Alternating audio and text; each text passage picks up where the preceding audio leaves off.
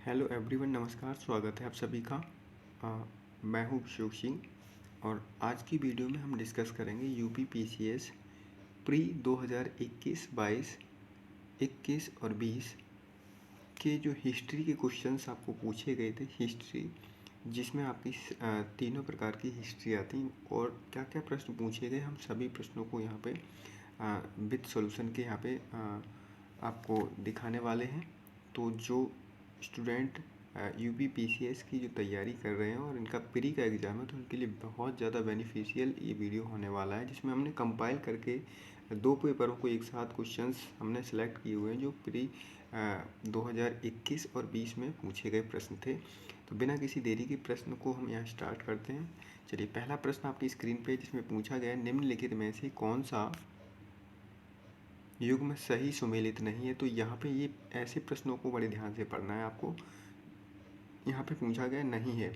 एक तरफ आपको दिए गए हैं तीर्थंकर और दूसरी तरफ दिए गए निर्माण स्थल, ठीक है, या निर्माण स्थल। तो ऑप्शन ए कह रहा है ऋषभनाथ अष्टापद, ऑप्शन बी कह रहा है बासु पूज्य, इसको संवेद शिखर, और ऑप्शन सी कह रहा है नेमिनाथ ऊर्जयंत, और ऑप्शन डी कह रहा है महावीर पावापुरी। तो देखिए यहाँ पे अगर हम बात करें तो ये भी सही सुमेलित है, ठीक है ना। और ऑप्शन सी जो है ये भी आपका बिल्कुल सही सुमेलित है, यानी जो आपके नेमिनाथ हैं इनकी जो निर्माण स्थल है ऊर्ज जयंत है, ठीक है। यहाँ पे अगर हम बात करें सी ऑप्शन की, यानी बासुपूज जो है इनका जो निर्माण स्थल है वो कहाँ पे है, इनका निर्माण स्थल जो है ये बिल्कुल यहाँ पे गलत दिया गया है। ये जो है बासुपूज जो है ये जो है आपके 13वें तीर्थंकर बिमलनाथ जो है उनकी जो है यहाँ पे जो आपका संवेद शिखर है उनका जो है निर्माण स्थल है। इसी तरीके से ऋषभनाथ का अष्टापद बिल्कुल सही जवाब है। तो यहाँ पे जो सही यहाँ पे नहीं पूछा गया है, नहीं है, तो वो आपका कौन सा हो जाएगा डियर, वो आपका option B is right answer हो जाता है।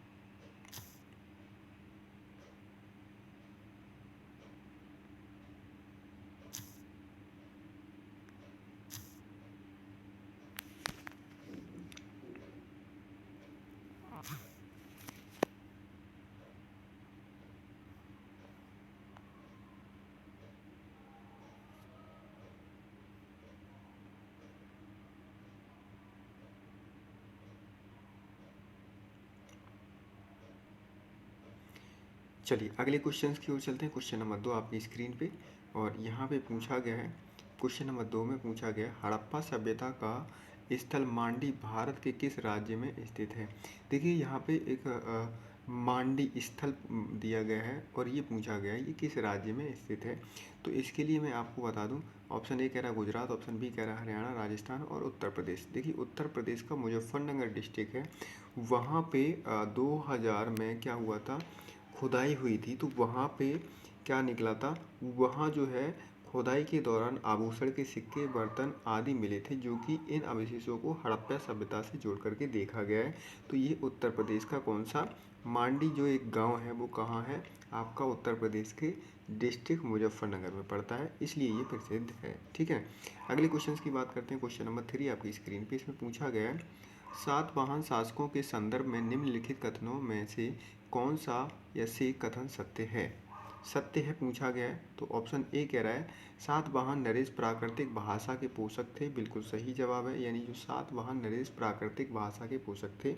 ऑप्शन दूसरा स्टेटमेंट देखते हैं, सातवाहन काल में कला के लोक पक्ष को अधिक प्रोत्साहन मिला, नीचे दिए कूट को सही उत्तर चुने। देखिए ये पहला स्टेटमेंट और दूसरा स्टेटमेंट दोनों सही हैं। तो इसी तरीके से हम यहाँ पे देखेंगे तो ए और बी दोनों बिल्कुल सही जवाब, यानी option B is the right answer हो जाता है क्वेश्चन नंबर 3 का। इसी तरीके से नेक्स्ट क्वेश्चन की बात करते हैं। अच्छा, यहाँ पे जो एक चीज़ और हम आपको बता देते हैं, सातवाहन शासकों जो सातवाहन ये चीज़ जो है आपकी ये किससे रिलेट करती है, तो ये जो है आपकी बौद्ध धर्म से संबंधित है, ठीक है। अगले क्वेश्चन की बात करते हैं। क्वेश्चन नंबर 4 की अगर हम बात करते हैं तो यहाँ पे हम अगले क्वेश्चन की बात करें। क्वेश्चन नंबर 4 आपकी स्क्रीन पे, इसमें पूछा है नीचे दो कथन दिए गए हैं जिनमें से एक को अभिकथन ए और दूसरे को कारण आर कहा गया है। अभिकथन ए कह रहा है मुगल साम्राज्य मूल रूप से सैनिक राज्य था।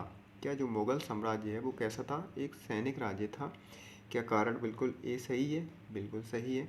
कारण जो आर है, इसमें कहा गया है केंद्रीय शासक व्यवस्था के विकास की प्राण शक्ति उसकी सैनिक शक्ति पर निर्भर थी, तो बिल्कुल ये भी सही है। यानी यहाँ पे ए ऑप्शन बिल्कुल राइट हो जाता है। ए और आर दोनों सत्य हैं, आर ए की सही व्याख्या करता है, तो इस प्रकार से option A is the right answer हो जाता है क्वेश्चन नंबर 4 का। अगले क्वेश्चन की ओर चलते हैं। नेक्स्ट क्वेश्चन नंबर 4 आपकी स्क्रीन पे, इसमें पूछा गया निम्नलिखित में से कौन सा सही सुमेलित नहीं है। यहाँ पे सही सुमेलित नहीं है पूछा गया है, तो देखिए यहाँ पे राज्य एक तरफ शासक दिए हैं और दूसरी तरफ क्या दिया हुआ है, राज्य दिए हुए हैं, ठीक है ना। तो सही को सुमेलित नहीं है उसको देखना है। देखिए राणा हमीर जो है मेवाड़ के राजा थे, बिल्कुल सही जवाब है। राज्य उनका जो शासक था वो कहाँ के थे, मेवाड़ के।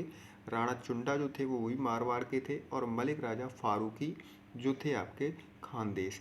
ये जो है आपका यहाँ पे ये सुमेलित नहीं करता है, इसलिए यही आपका राइट आंसर हो जाता है। मलिक जो सरवर ख्वाजा जहाँ जो थे, इनका ये जो है आंसर यहाँ पे मैच नहीं करता है। इसी तरीके से अगले क्वेश्चन की ओर चलते हैं। क्वेश्चन नंबर 6 आपकी स्क्रीन पे यहाँ पे पूछा गया है उस विदेशी पत्रकार का नाम बताइए जिसने दर्शना साल्ट वर्क्स पर सत्याग्रह के बारे में समाचार दिया था। तो देखिए ये इनका जो राइट आंसर हो जाता है बेब मिलर, इसका बिल्कुल सही जवाब है। क्या है, यह जो है आपका बेब मिलर आपका राइट आंसर हो जाता है। चलिए अगले क्वेश्चन की ओर चलते हैं। नेक्स्ट चलिए थोड़ा सा हम इसको भी थोड़ा डिस्कस कर लेते हैं। जो आपका दर्शना जो है आपका ये क्यों प्रसिद्ध है। तो देखिए मई 1930 में मुंबई और अमेरिका के जो न्यू फ्रीमैन अखबार के जो पत्रकार बेब मिलर ने अपनी आंखों के सामने निरंतर सत्याग्रहों पर नरसंहार और अत्याचार का सजीव वर्णन किया है, जो सबने अवज्ञा आंदोलन के दौरान बम्बई जो बम्बई में जो आपका ये वाला जगह है, क्या है, धरसान, ठीक है ना। तो इस आंदोलन का प्रमुख केंद्र बन गया था, और यहाँ पर 21 मई 1930 को, कब, 21 मई 1930 को, ठीक है ना। तो ये डेट याद रखना, जो कब कब हुआ था, 21 मई 1930 को सरोजनी नायडू और इमाम साहब एवं महात्मा गांधी के पुत्र मणि लाल के नेतृत्व में लगभग 2000 कार्यकर्ताओं ने धरना नामक या दर्शान नामक कारखाने का घेराव किया, और अंग्रेजों द्वारा इस पर भीषण लाठीचार्ज किया गया, जिस कारण 2 सत्याग्रहों की मौत हो गई थी। इसलिए ये जो है आपका क्या, दर्शना साल्ट वर्क्स जो है प्रसिद्ध है, ठीक है। तो ये जो है किसने इस खबर को छापा था, वेब मिलर ने, ठीक है ना। एक वेब मिलर जो है पत्रकार थे, उन्होंने इसको जो है छापा था। अगला क्वेश्चन देखते हैं, क्वेश्चन नंबर 7। इसमें पूछा है निम्नलिखित में से 1926 में गठित नौजवान सभा का प्रारंभिक सदस्य कौन नहीं था। पूछा गया निम्नलिखित में से 1926 में गठित नौजवान सभा का प्रारंभिक सदस्य कौन नहीं था। भगत सिंह, यशपाल और छबीलदास या अंबिका चक्रवर्ती। तो नहीं थे, ये पूछा गया है क्वेश्चन नंबर 7 का सही जवाब। तो देखिए इसका जो राइट आंसर हो जाता है अंबिका चक्रवर्ती जो है इस सभा के सदस्य नहीं थे। बाकी के लोग भगत सिंह, यशपाल और छबीलदास, ये सभी जो है इस सभा के सदस्य थे, ठीक है। अब हम इसकी अगर हम बात करें तो वर्ष 1926 में लाहौर, जो कि वर्तमान में पाकिस्तान में है, में सरदार भगत सिंह, छबीलदास एवं यशपाल ने मिलकर नौजवान सभा की स्थापना की थी, और इसका उद्देश्य भारत में मजदूर एवं किसानों का राज्य स्थापित करना था, ठीक है। तो ये था आपका ये नौजवान सभा का मुख्य उद्देश्य, और इसका जो गठन कब हुआ था, 1926 में, ठीक है। इसके जो सदस्य नहीं थे वो थे अंबिका चक्रवर्ती, क्योंकि ये नहीं थे, बाकी के ये तीनों लोग थे। चलिए अगले क्वेश्चन की बात करते हैं। नेक्स्ट क्वेश्चन नंबर 8 इसमें पूछा है निम्नलिखित विदेशी यात्रियों को उनके भारत आने के कालक्रमानुसार व्यवस्थित कीजिए। देखिए जो विदेशी भारत में जब आए थे, और उनका जो क्या कालक्रम था, फर्स्ट में विलियम हॉकिंस, या फिर राल्फ चिप, या सर थॉमस रो, या फिर निकोलस डाउनटन, ठीक है। तो इनका जो सही कालक्रम है वो आपको यहाँ पे चुनना है। तो देखिए इसका जो राइट आंसर है, सबसे पहले जो आपका आया था, कौन आया था, राल्फ चिप, यानी सेकंड आया था, पहले सेकंड।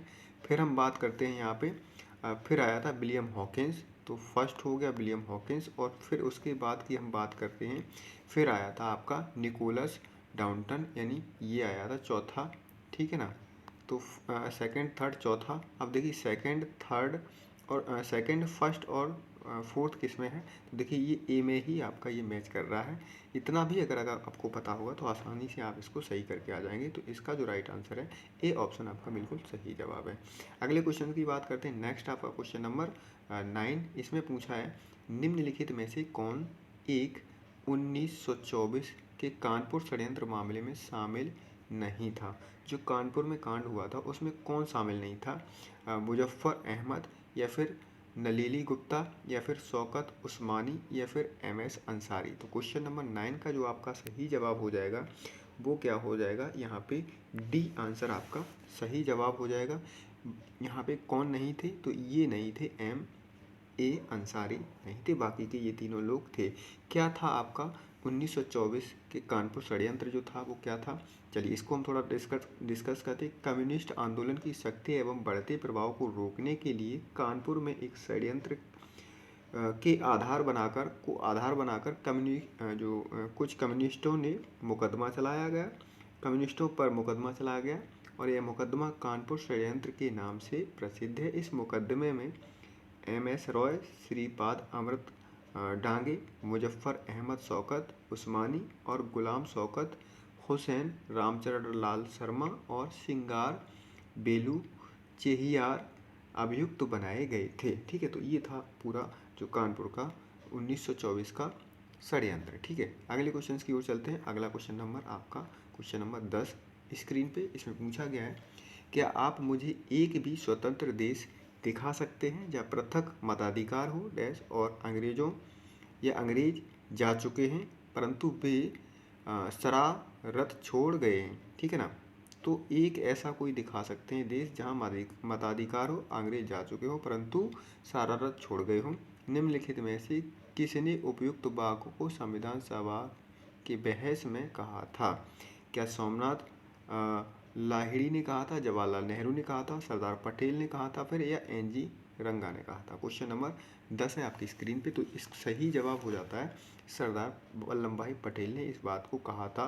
जो स्टेटमेंट आप ऊपर देख रहे हैं इस स्टेटमेंट को सरदार वल्लभ भाई पटेल ने कहा था और 13 दिसंबर 1946 को पंडित जवाहरलाल नेहरू ने संविधान सभा के समक्ष उद्देश्य प्रस्ताव पेश किया था और यह ऐतिहासिक प्रस्ताव था जिसमें स्वतंत्र भारत के संविधान के मूल आदर्शों की रूपरेखा प्रस्तुत की गई थी। ठीक है, और उपर्युक्त अवसर पर बोलते हुए सरदार वल्लभ भाई पटेल ने कहा था कि अंग्रेज तो चले गए मगर जाते जाते शरारत का बीज बो गए। ठीक है, हम इस शरारत को और नहीं बढ़ाना चाहते हैं। तो ये कहा था आपके सरदार वल्लभ भाई पटेल ने।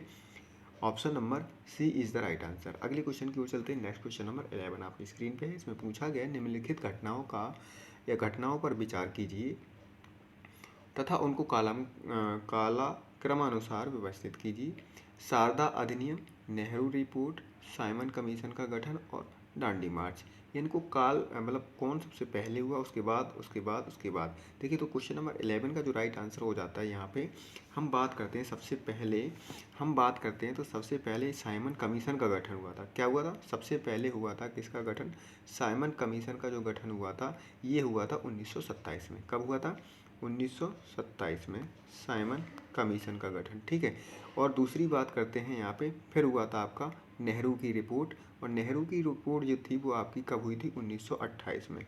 1928 में नेहरू की रिपोर्ट आई थी। और तीसरी अगर हम बात करें तो फिर ये हुआ था आपका शारदा अधिनियम और ये शारदा अधिनियम जो है ये कब हुआ था, 1929 में। यहाँ पे हुआ था 1929। ठीक है, तो ये चीज़ें आपको अगर ध्यान में हैं थोड़ी तो आप क्वेश्चन को सही कर लेंगे। 27, 28 और 29, तो इस तरीके से पहला जो आपका राइट आंसर हो जाता है। यानी पहले हुआ था आपका क्या, जो आपके पहले था साइमन कमीशन, दूसरा था आपका नेहरू की रिपोर्ट और तीसरी थी आपकी शारदा अधिनियम और चौथा था आपका क्या, दांडी मार्च की। और दांडी मार्च कब हुआ था ये, तो ये हुआ था 1930 में। ठीक है, तो इस तरीके से ये कालक्रम जो है आपका ए के हिसाब से बैठ जाता है। बिल्कुल राइट आंसर यहाँ पे ए ऑप्शन आपका बिल्कुल सही जवाब हो जाता है। चलते हैं अगले क्वेश्चन की ओर। अगला क्वेश्चन नंबर आपका स्क्रीन पे है, क्वेश्चन नंबर 12। इसमें पूछा है भारतीय इतिहास के संदर्भ में बायकॉम सत्याग्रह के संबंध में निम्नलिखित कथनों में से कौन सा से सही है। तो यहाँ पे देखेंगे दो स्टेटमेंट दिए हुए हैं, अस्पृश्यता और जातिगत भेदभाव के विरुद्ध एक सत्याग्रह था। क्या ये बिल्कुल सही बात है। अगला ऑप्शन अगला स्टेटमेंट है महात्मा गांधी ने इस सत्याग्रह में भाग लिया था। क्या ये भी स्टेटमेंट सही है। तो क्वेश्चन नंबर 12 को देखते हैं क्या होगा इसका सही जवाब। देखिए तो यहाँ पे देखिए यह अस्पृश्यता और जाति भेद के विरुद्ध एक सत्याग्रह था। ये बिल्कुल सही बात है। महात्मा गांधी ने इस सत्याग्रह में भाग लिया था। तो ए और बी दोनों बिल्कुल सही जवाब हैं। क्वेश्चन नंबर 12 का राइट आंसर है। अगर हम थोड़ा सा इसको डिस्कस करने की बात करें तो केरल के हिंदू समाज में अस्पृश्यता तथा जातिगत भेदभाव के विरुद्ध तत्कालीन त्रावणकोर जो कि वर्तमान में कहाँ है केरल का अंग है और में सामाजिक विरोध प्रदर्शन का आयोजन हुआ था जिसमें बायोम सत्याग्रह 1924-25 नाम दिया गया था। क्या दिया था 1924-25 1924 और 25 बायोम सत्याग्रह का नाम दिया गया था। ठीक है। और 1925 में महात्मा गांधी ने बायोम केरल पहुंचकर बायकोम सत्याग्रह में भाग लिया था। तो ये था इसका पूरा डिस्कस। अगले क्वेश्चन की ओर चलते हैं। नेक्स्ट क्वेश्चन नंबर आपकी स्क्रीन पे क्वेश्चन नंबर 10 और इसमें सॉरी यहाँ पे ये क्वेश्चन दोबारा से आ गया तो इसके लिए ये क्वेश्चन था इसका सही जवाब क्या था सरदार पटेल। कोई बात नहीं। चलिए अगला क्वेश्चन नेक्स्ट देखते हैं। ये भी दोबारा से आ गया है। चलिए सॉरी जो और ये क्वेश्चन हो ही चुका है। चलिए अगला क्वेश्चन नंबर 13 पूछा गया है। एशियाटिक सोसाइटी ऑफ बंगाल का संस्थापक कौन था। एशियाटिक सोसाइटी ऑफ बंगाल का संस्थापक कौन था। जोनाथन डंकन या फिर सर विलियम जोन्स या वॉरेन हेंगस्टन या विलियम बेंटिक। तो क्वेश्चन नंबर 13 का जो राइट आंसर हो जाता है वो आपका सही जवाब जो हो जाता है सर विलियम जोन्स जो है इनका सही जवाब ये हो जाता है। यानी सोसाइटी ऑफ बंगाल का संस्थापक जो है कौन था सर विलियम जोन्स थे। ठीक है। यानी society Asiatic society of Bengal की स्थापना जो है कब की गई थी। तो ये की गई थी 15 जनवरी को। कब की गई थी 15 जनवरी को। ठीक है ना 15 जनवरी 1784 को सर विलियम जोन्स द्वारा की गई थी और इसकी स्थापना का उद्देश्य ओरिएंटल स्टडी को बढ़ाना या बढ़ावा देने का मुख्य उद्देश्य था। तो इसका जो सही जवाब हो जाता है बी ऑप्शन आपका करेक्ट आंसर है। अगले क्वेश्चन की ओर चलते हैं। नेक्स्ट क्वेश्चन आपकी स्क्रीन पे क्वेश्चन नंबर 14 और इसमें पूछा है निम्नलिखित में से किसने कभी भी भारतीय राष्ट्रीय कांग्रेस के किसी भी अधिवेशन की अध्यक्षता नहीं की। कौन से ऐसे व्यक्ति हैं जिन्होंने भारतीय राष्ट्रीय कांग्रेस की अध्यक्षता नहीं की।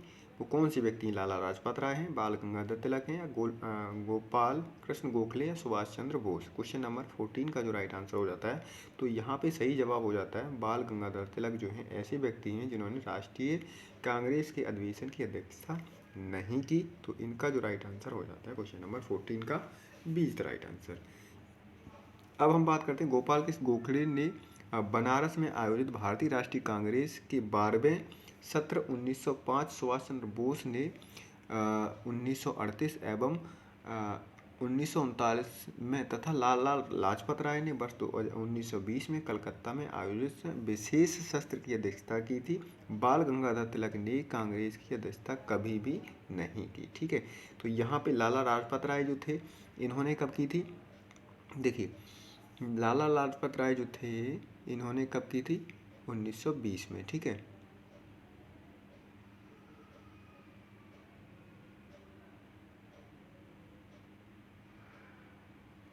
तो ये चीज़ें आपको ध्यान में रखनी है। अगले क्वेश्चन की ओर बात करते हैं। क्वेश्चन नंबर 15 में अगला क्वेश्चन 15 पूछा है ब्रिटिश इंडिया के निम्नलिखित में से किस अधिवेशन ने सामूहिक कार्यचालन के स्थान पर विभाग या विभागीय पद्धति द्वारा वायसराय की कार्यकारी परिषद पर उनके प्राधिकार को और अधिक बल प्रदान किया। तो ऑप्शन देखेंगे 4 यहाँ पे हैं।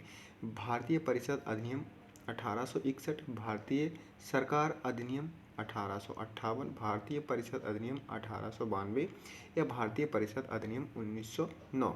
तो इसका जो सही जवाब हो जाता है क्वेश्चन 15 का जो है आपका राइट आंसर हो जाता है क्या ये आपका सही जवाब हो जाता है। यानी ब्रिटिश ईस्ट इंडिया निम्नलिखित में से किस अधिनियम के ने सामूहिक कार्यचालन के स्थान पर विभाग या विभागीय पद्धति द्वारा वायसराय की कार्यकारी परिषद उनके प्राधिकार और अधिक बल प्रदान किया था। तो इसका जो राइट आंसर आपका ए इज द राइट आंसर है। अगले क्वेश्चन की ओर चलते हैं। क्वेश्चन नंबर,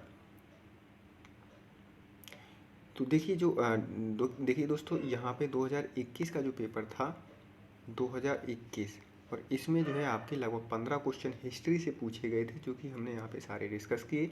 अब हम बात करेंगे 2020 जो आपका प्री में पूछा गया पेपर, उसमें क्या कितने क्वेश्चंस पूछे गए हैं। तो देखिए हिस्ट्री से आपका बहुत बड़ा एक रोल रहता है, तो यहाँ पे 15 क्वेश्चन काफ़ी इंपॉर्टेंट होते हैं, और जो कि आपको एक मेरिट बनाने में काफ़ी अच्छा योगदान रखते हैं। ठीक है, तो अब हम देखते हैं 2020 का जो पेपर है उसको सॉल्यूशन करने का प्रयास करते हैं। तो चलिए दोस्तों, यहाँ पे 2020 का पेपर ये आ चुका है, और इसमें भी हम हिस्ट्री के क्वेश्चनों को सॉल्व करेंगे। चलिए, तो पहला प्रश्न है, निम्नलिखित में से किस वंश के शासकों को पुराणों में श्री पर्वतीय कहा गया है? यानी किस वंश के शासकों को पुराणों में श्री पर्वतीय कहा गया है? किसको कहा गया है? वाकाटक, या फिर इक्ष्वाकु, या फिर शक, या फिर खारबेल। तो देखिए इसका जो राइट आंसर हो जाता है, इनका जो राइट आंसर हो जाता है इक्ष्वाकु। सही जवाब B is the right answer, यानी इक्ष्वाकु वंश के शासकों को पुराणों में श्री पर्वतीय या श्री पर्वत का शासक तथा आंध्र भ्रंत भी कहा जाता है। क्या कहा जाता है? आंध्र भ्रत्य भी कहा जाता है। तो ये भी चीज़ें आपको याद रखनी है।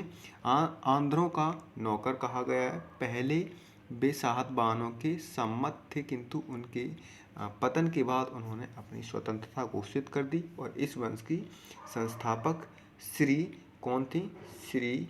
ये थी आपकी श्री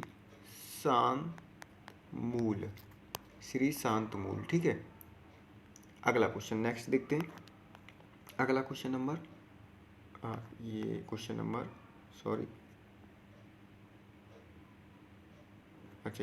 सेम हो गया।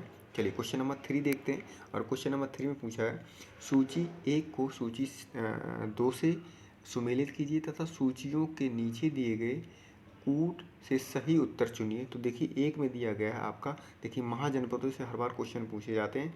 महाजनपद दिए हुए हैं और उनकी राजधानी दी हुई है। तो सबसे पहले हम देखते हैं मत्स्य की जो राजधानी थी वो क्या थी। ठीक है ना, तो यहाँ पे एक स्टेटमेंट और यहाँ पे इनके आंसर भी दिए गए हैं, तो यहाँ पे आपको मैच करना है। ठीक है, तो चलिए सबसे पहले हम देखते हैं मत्स्य की जो राजधानी थी वो क्या थी, वो आपको बताना है। तो देखिए यहाँ पे सही जवाब जो हो जाएगा, मत्स्य की जो राजधानी थी विराटनगर थी। कहाँ थी? विराटनगर, यानी ए का तीसरा। तो ए का तीसरा देखो इसमें मैच कर रहा है यहाँ पे सी वाले में। ठीक है, और हम देखते हैं थोड़ा सा और आगे देखते हैं, और मत्स्य की राजधानी विराटनगर थी। कुरु की राजधानी थी इंद्रप्रस्थ। कहाँ थी? कुरु की राजधानी थी आपकी इंद्रप्रस्थ। तो बी का चौथा हो गया। ठीक है, कुरु की राजधानी कहाँ थी? बी का चौथा। देखिए बी में चौथा ही आ गया। ठीक है, तो इसी तरीके से अब आप इसको मैच कर लीजिए। सूरसेन जो है आपकी मथुरा की राजधानी थी। सूरसेन की राजधानी कहाँ थी? मथुरा में थी। बचा अब क्या आपका यहाँ पे अस्मक, और अस्मक की हो गई आपकी पोतन। तो इसका जो राइट आंसर हो जाता है सी इज़ द राइट आंसर। आप इसको मैच कर लेंगे। अगले क्वेश्चन की ओर चलते हैं। नेक्स्ट क्वेश्चन नंबर आपकी स्क्रीन पे क्वेश्चन नंबर 4, और इसमें पूछा गया है थोड़ा सा काफ़ी लंबा क्वेश्चन है। चलिए, इसमें पूछा गया है, नीचे 2 कथन दिए गए हैं, जिनमें से एक कथन ए तथा दूसरा कथन कारण आर कहा गया है। अब हम कथन ए देखते हैं। हमें चोलों के विषयों में उनके पूर्ववर्ती राजवंशों की अपेक्षा अधिक जानकारी है। कारण आर जो है कहता है, चोल शासकों ने मंदिरों की दीवारों पर अभिलेख उत्कीर्ण करने का प्रचलन प्रारंभ किया, और जिनमें उनकी विजयों के ऐतिहासिक विवरण दिए जाते हैं। तो देखिए यहाँ पे आपको एक जो कथन और कारण दिए वाले क्वेश्चन होते हैं, यहाँ पे काफ़ी सारे क्वेश्चन पूछे जाते हैं। ठीक है, तो इन पे आपको विशेष ध्यान रखना है। देखिए, तो इसका जो सही जवाब हो जाता है, यहाँ पे सही जवाब जो है देखेंगे क्या हो जाएगा, ए और आर दोनों सही हैं, और ए आर की सही व्याख्या करता है। यानी जो है हमें चोलों के विषय में उनके पूर्ववर्ती राजवंशों की अपेक्षा अधिक जानकारी मिलती है। ये बिल्कुल स्टेटमेंट सही है। और आर जो है इसका कारण है, चोल शासकों ने मंदिरों के दीवारों पर अभिलेख उत्कीर्ण करने का प्रचलन आरंभ किया था और उनमें विजयों के ऐतिहासिक विवरण दिए जाते। तो ये दोनों स्टेटमेंट बिल्कुल सही हैं। इस हिसाब से ऑप्शन आपका बिल्कुल A is the right answer हो जाता है। चलते हैं अगले क्वेश्चन की ओर। इसी के साथ क्वेश्चन नंबर 5 आपकी स्क्रीन पे है और यहाँ पे पूछा, निम्नलिखित में से किस भारतीय पुरातत्ववेत्ता ने पहली बार भीमबेटका गुफा को देखा और उसके शैल चित्रों को प्रागैतिहासिक महत्व को खोजा? किसने? माधव स्वरूप वत्स ने, या H.T. संकालिया ने, या B.S. बांकाकर, या B.N. मिश्रा ने? तो क्वेश्चन नंबर 5 का जो सही जवाब हो जाता है यहाँ पे C is the right answer, B.N. Bankakar. ठीक है ना, B.N. बांकाकर। ठीक है, तो C is the right answer, इसका सही जवाब हो जाता है। तो देखिए यहाँ पे जो भीमबेटका है ये कहाँ पे है? ये जो है मध्य प्रदेश के रायसेन जिले में स्थित भीमबेटका प्रागैतिहासिक शैली या चित्रकला का श्रेष्ठ उदाहरण है। और इसकी जो खोज है 1900 कब की गई थी? 1957 में B.S.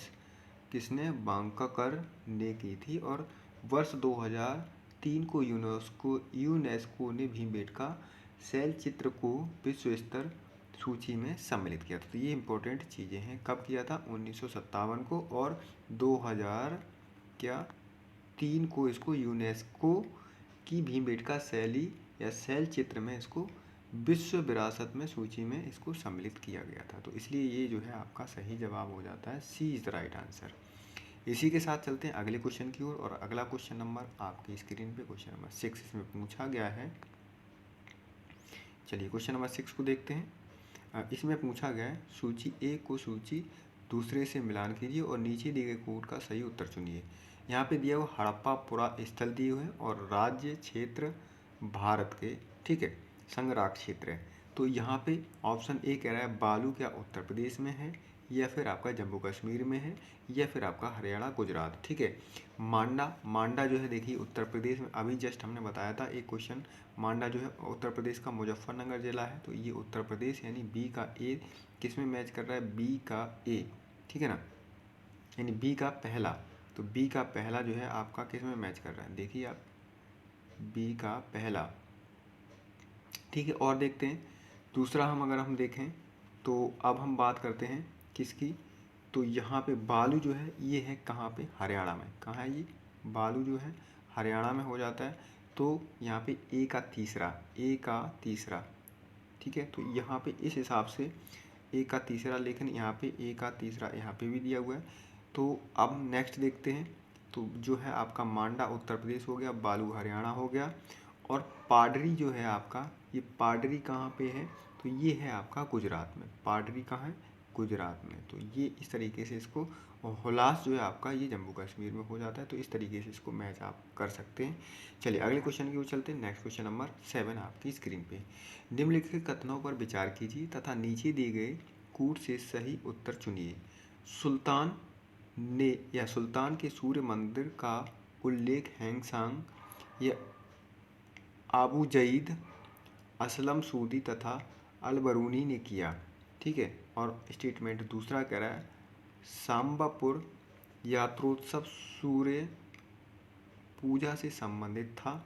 क्या कूट ए सही है, या केवल बी सही है, या ए और बी दोनों सही है, या फिर ए और बी दोनों में से कोई सही नहीं है? तो क्वेश्चन नंबर 7 का जो राइट आंसर हो जाता है डियर, जो है इसका सही जवाब ए और बी दोनों सही हैं। यानी यहाँ पे दोनों ही स्टेटमेंट बिल्कुल सही हैं जो आपको दी गई हैं। इस हिसाब से option C is the right answer.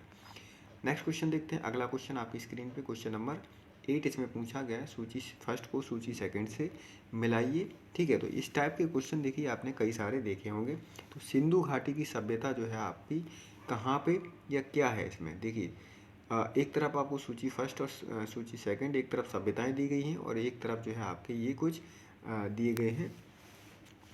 तो इसमें आपको सही से आपको मैच करना है। सिंधु घाटी की जो सभ्यता थी वो आपकी कैसी थी? ये कैसी थी? नगरीय सभ्यता थी। ठीक है ना, तो सिंधु घाटी की जो सभ्यता थी वो नगरीय थी, ठीक है। इसी तरीके से हम बात करें उत्तर वैदिक समाज जो था वो कैसा था, कृषक समाज था। उत्तर वैदिक समाज था, उत्तर वैदिक जो समाज था वो कृषक समाज था, ठीक है। इसी तरीके से अगर हम बात करें ऋग्वैदिक समाज जो था ये आपका चारागाह समाज था, ठीक है। ऋग्वैदिक जो कैसा था, ये चारागाह था। तो इस तरीके से अब बचा आपका मध्यकाल, और ये कैसा हो गया था, जमींदारी। तो इस तरीके से इसको आप मैच कर सकते हैं। यहाँ पे आपका डी आंसर आपका बिल्कुल सही जवाब हो जाता है, यानी ए का चौथा, बी का तीसरा और सी का पहला और डी का दूसरा, ठीक है। तो इस हिसाब से आपका right answer D is the right answer. अगले क्वेश्चन की ओर चलते हैं। नेक्स्ट क्वेश्चन, अगला क्वेश्चन नंबर है 9 आपकी स्क्रीन पे। इसमें पूछा गया है नीचे दो कथन दिए गए हैं, इनमें से एक कथन ए और दूसरा कथन कारण आर है। पहले हम इसका कथन ए देखते हैं। भारतीय राजनीतिक व्यवस्था की प्राकृतिक निरंतरता एवं परिवर्तन के तथ्य मूर्त रूप में पाए जाते हैं। अब इसका कारण आर क्या है।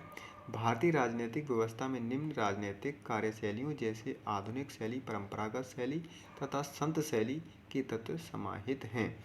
तो क्या इसमें कौन कौन से स्टेटमेंट सही हैं। क्वेश्चन नंबर 9 आपका क्या हो जाएगा इसका सही जवाब। देखिए, तो यहाँ पे ये स्टेटमेंट बिल्कुल राइट है, यानी भारतीय राजनीतिक व्यवस्था की प्राकृतिक निरंतरता एवं परिवर्तन के तत्व मूल रूप से या मूर्त रूप से पाए जाते हैं। और इसी तरीके से इसका जो कारण आर है ये भी बिल्कुल सही है। तो इस हिसाब से ऑप्शन आपका ए बिल्कुल सही जवाब हो जाता है। चलते हैं अगले नेक्स्ट क्वेश्चन की ओर। अगला क्वेश्चन है एक्स ला सापेल 1748 की संधि संदर्भ में निम्नलिखित कथनों में से कौन सा या कौन से सही है। प्रथम कर्नाटक युद्ध की समाप्ति, ऑप्शन बी कह रहा है अंग्रेजों को मद्रास पुनः प्राप्त हुआ, या फिर नीचे दिए गए कूट से सही चुनिए। क्या केवल एक सही है, या केवल दूसरा सही है, या एक और दो दोनों सही है, या फिर इनमें से कोई नहीं। तो क्वेश्चन नंबर 10 का जो सही जवाब है वो आपको बताना है। इस क्वेश्चन का जो राइट आंसर हो जाता है सी, एक और दो बिल्कुल राइट, यानी कि दोनों के दोनों ये सही हैं। हम अगर इसकी थोड़ी सी डिस्कस करते हैं तो एक्स ला सापेल की संधि जो है आपकी 1748 में हुई थी। कब हुई थी, 1748 में, जो कि आपको यहाँ पे दिया गया है, ठीक है। ऑस्ट्रेलिया के उत्तराधिकार का युद्ध समाप्त हो गया और यूरोप का युद्ध बंद होते ही कर्नाटक का प्रथम युद्ध समाप्त हो गया तथा मद्रास अंग्रेजों को पुनः प्राप्त हो गया था। और कथन ए और बी दोनों बिल्कुल करेक्ट हैं। तो इस हिसाब से आपके सी इज द राइट आंसर हो जाता है। इसी के साथ अगला क्वेश्चन नेक्स्ट देखते हैं। क्वेश्चन नंबर आपका 12, चलिए यहाँ पे क्वेश्चन नंबर 12 आ जाता है। 1687 में जब औरंगजेब ने गोलकुंडा किले पर अधिकार किया, उस समय गोलकुंडा का शासक कौन था। देखिए यहाँ पे इम्पोर्टेंट क्वेश्चन है। औरंगजेब ने गोलकुंडा के किले पर अधिकार किया था, तो उस समय कौन शासक था। अबुल हसन कुतुब शाह, या सिकंदर आदिल शाह, या फिर अली आदिल सेकंड, या फिर शाइस्ता खान, ठीक है। तो क्वेश्चन नंबर यहाँ पे 12 का जो राइट आंसर हो जाता है, तो यहाँ पे अबुल हसन कुतुब शाह जो है यहाँ पे शासक थे। कब, 1687 में, जब औरंगजेब ने गोलकुंडा पर अपना अधिकार स्थापित किया था, ठीक है। तो थोड़ा सा अगर हम यहाँ पे डिस्कस करें तो 1686 में औरंगजेब ने बीजापुर, और उसके बाद 1687 में गोलकुंडा पर आधिपत्य स्थापित किया। और 1687 में, कब, 1687 में औरंगजेब ने गोलकुंडा किले पर अधिकार किया, और उस समय गोलकुंडा का शासक अबुल हसन कुतुब शाह था। कहा जाता है कि औरंगजेब ने गोलकुंडा के किले को उसी तरह से सोने की कुंजियों से खोला था, ठीक है, जिस प्रकार अकबर ने अलीगढ़ के किले को खोला था। तो ये था इसका कुछ डिस्कशन। तो इस क्वेश्चन का जो राइट आंसर हो जाता है अबुल हसन कुतुब जो है उस समय वहाँ का शासक था। अगले क्वेश्चन की ओर चलते हैं। क्वेश्चन नंबर 13 आपकी स्क्रीन पे है। निम्नलिखित कथनों में से कौन सा या से सही है। अकबर ने लड़कों और लड़कियों के विवाह की आयु निर्धारित करने का प्रयास किया था। क्या स्टेटमेंट पहला सही है। और इसी तरीके से स्टेटमेंट दूसरे में कहा है अकबर ने लड़कियों के अभिभावकों के दबाव में अलग स्वयं की इच्छा से विवाह करने की स्वतंत्रता दी। तो क्या ये दोनों स्टेटमेंट सही हैं क्वेश्चन नंबर 13 का। तो देखिए इसका जो राइट आंसर है बिल्कुल सही जवाब है। ये दोनों ही स्टेटमेंट बिल्कुल सही जवाब है। तो इसका जो आंसर हो जाता है सी इज द राइट आंसर, ठीक है। तो जो बादशाह अकबर ने लड़कों के लिए कम से कम 16 वर्ष तथा लड़कियों के लिए कम से कम 14 वर्ष की आयु निर्धारित की थी, जैसे कि अभी 18 और 21 का एज निर्धारित है। ठीक है। और जो है आपका लड़कियों को अभिभावकों के दबाव से अलग स्वयं की इच्छा के विवाह करने की स्वतंत्रता भी दी थी किसने? अकबर ने। तो दोनों स्टेटमेंट बिल्कुल सही जवाब है। अगले क्वेश्चन की ओर चलते हैं। अगला क्वेश्चन नंबर आपका 14 और इसमें पूछा गया है सूची फर्स्ट को सूची सेकंड से सुमेलित कीजिए। ठीक है। तो नीचे दिए हुए एक तरफ दिए हुए अधिकारी और दूसरी तरफ दिए हैं विहित कर्तव्य जो थे। दीवान ए तन जो है आपका, ये जो है आपका इससे मैच कराना है। तो क्वेश्चन नंबर 14 का जो सही जवाब हो जाता है वो आपको बताना है। देखिए, तो इसका जो राइट आंसर यहाँ पे है दीवान ए तन जो है जागीर व वेतन को देखना था। ठीक है। दीवान ए तन जो है आपका जागीर व वेतन को देखना। ठीक है। तो ये तीसरा हो जाता है पहले का। ठीक है। इसी तरीके से बात करते हैं मुस्ताफरी जो है आपका क्या हो जाता है? राज्य की आय व्यय का निरीक्षण करने का काम होता है। जो मुस्ताफरी जो होता था इसका काम क्या होता है? राज्य की आय और व्यय का निरीक्षण करना, यानी जो बी का फोर्थ है। ठीक है। इसी तरीके से हम देखते हैं जो आपका मुशर्रिफ जो है ये क्या हुआ करता था? मुशर्रिफ उस टाइम जो क्या हुआ करता था, ये कार्यालय को संभालने के लिए कार्य करता था। ठीक है। और इसी तरीके से जो आपका बखियान 20 जो है आपका प्रमुख घटनाओं व फरमानों की सूचीबद्ध करता था। तो इस हिसाब से इसका जो राइट आंसर हो जाता है बी ऑप्शन आपका सही है। तीसरा, चौथा, पहला और दूसरा। ठीक है। अगले क्वेश्चन की ओर चलते हैं। क्वेश्चन नंबर 15 आपकी स्क्रीन पे और इसमें पूछा है निम्नलिखित में से कौन सा सही सुमेलित नहीं है? तो देखिए, ये नेगेटिव वाले क्वेश्चनों को बड़े ध्यान से पढ़ेंगे। शेख मुइनुद्दीन चिश्ती क्या अजमेर का था? या फिर शेख बुहारुद्दीन गरीब कहाँ के थे? तो ये इस तरीके के क्वेश्चन आपको परीक्षा में बहुत सारे देखने को मिलेंगे, तो बहुत अच्छे से अपनी प्रैक्टिस। चलिए, तो यहाँ पे आपका सही जो जवाब हो जाता है, सही सुमेलित नहीं है, वो आपको बताना है। तो देखिए, शेख निजामुद्दीन औलिया जो है ये मुल्तान ये नहीं थे, तो यहाँ पे ये आपका डिसमैच है। बाकी के ये सही सुमेलित हैं, यानी शेख मोइनुद्दीन चिश्ती जो अजमेर, ठीक है, इनसे रिलेट है। शेख बुरहानुद्दीन जो है गरीब दौलताबाद, और इसी तरीके से तीसरा भी। तो इसका जो राइट आंसर है ये आपका मैच इससे नहीं करता है। ठीक है ना। जो आपका शेख निजामुद्दीन औलिया जो थे ये आपके मकबरा सूफी काल की एक पवित्र दरगाह है। ठीक है ना। तो अगले क्वेश्चन की ओर चलते हैं। नेक्स्ट क्वेश्चन नंबर 16 और निम्नलिखित में से किस मुगल कालीन नहर का निर्माण फिरोज शाह की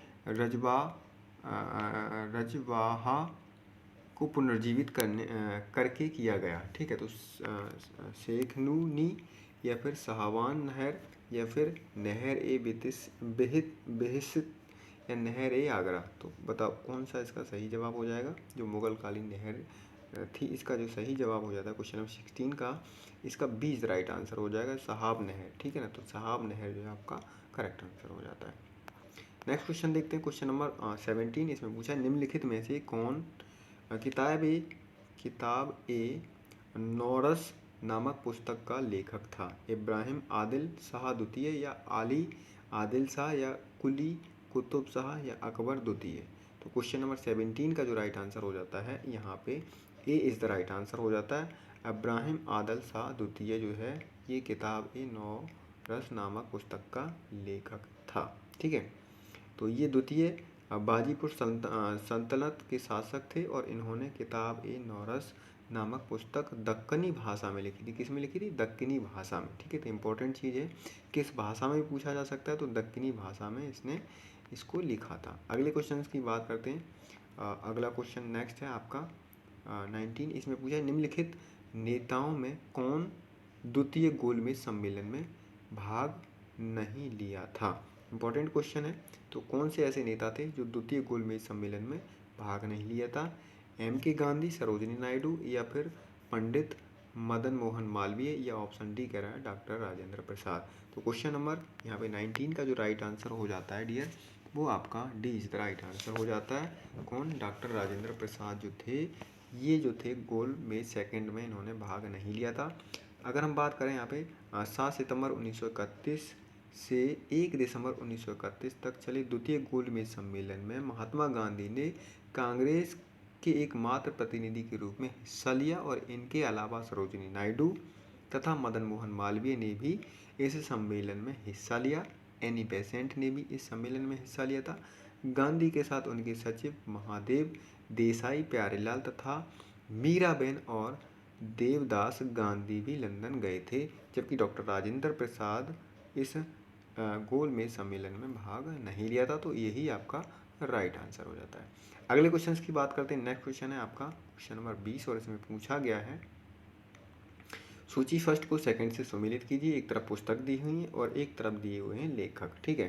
तो the story of my deportation किसने लिखी है, ठीक है। तो ऑप्शन जो है आपके सामने 4 हैं। तो इसका जो सही जवाब जो हो जाता है यहाँ पे, अगर हम बात करते हैं the story of my deportation जो है आपका, ये लाला लाजपत राय ने लिखी थी। किसने लिखी थी? लाला लाजपत राय ने। तो ए का तीसरा हो जाता है। इसी तरीके का गीता रहस्य जो है ये किसने लिखी थी? ये बाल गंगाधर तिलक ने लिखी थी। गीता रहस्य जो है बाल गंगाधर तिलक ने लिखी थी। और इसी तरीके से ए नेशन इन मेकिंग जो है आपका, ये लिखी थी सुरेंद्रनाथ बनर्जी ने, ठीक है ना। तो ये हो जाता है आपका सुरेंद्रनाथ बनर्जी। और बचा आपका क्या यहाँ पे, इंडिया विंग्स फ्रीडम, तो मौलाना अबुल कलाम ने लिखी थी। तो इस तरीके से इसका जो राइट आंसर हो जाता है ए सही जवाब, ठीक है। अगले क्वेश्चन की बात करते हैं। क्वेश्चन नंबर नेक्स्ट आपकी स्क्रीन पे 21। इसमें पूछा है निम्नलिखित में से कौन 1755 में डिंडीगुल मैसूर में एक आधुनिक शास्त्रागार की स्थापना की थी, ठीक है ना। तो यहाँ पे क्वेश्चन नंबर 21 का जो राइट आंसर हो जाता है ये आपका ऑप्शन जो है हैदर अली ने इसकी स्थापना की थी। यानी 1742 में वेंकट रॉय के नेतृत्व में मैसूर सेना ने सिलीगुड़ी पर विजय प्राप्त की और 1755 में मैसूर महाराज ने स्थिति को संभालने के लिए हैदर अली को डिंडीगुल भेजा और 1755 में हैदर अली ने डिंडीगुल पर कब्जा कर लिया और इस किले को एक सैन्य चौकी में बदल दिया। बाद में हैदर अली मैसूर का वास्तविक शासक बन गए और 1777 में उन्होंने पुरसीन मीर साहेब को डिंडीगुल का गवर्नर नियुक्त किया था। तो इस तरीके से ये क्वेश्चंस थे आपके 21 क्वेश्चन जो है हमने यहाँ पे डिस्कस किए। 2021 और 22 का पेपर हमने हिस्ट्री के जो क्वेश्चंस थे वो हमने यहाँ पे सारे के सारे डिस्कस किए। तो यहाँ से आप देख सकते हैं पहले में आपके 15 से 16 क्वेश्चन हिस्ट्री के पूछे गए थे और 2020 में आपके 20 से 21 क्वेश्चन आपके परीक्षा में पूछे गए। तो हिस्ट्री का एक अहम रोल रहता है। तो आप हमारे साथ अपनी तैयारी को बेहतर कर सकते हैं। जो लोग चैनल पे पहली बार आए चैनल को सब्सक्राइब करें। और इस प्रकार की वीडियो काफ़ी मेहनत, समय और टाइम लगता है, तो कृपया करके आप चैनल को सब्सक्राइब करें और वीडियो को लाइक शेयर करना बिल्कुल ना भूलें। So thank you for watching. मिलते हैं अगली वीडियो में, तब तक के लिए धन्यवाद। जय हिंद, जय भारत।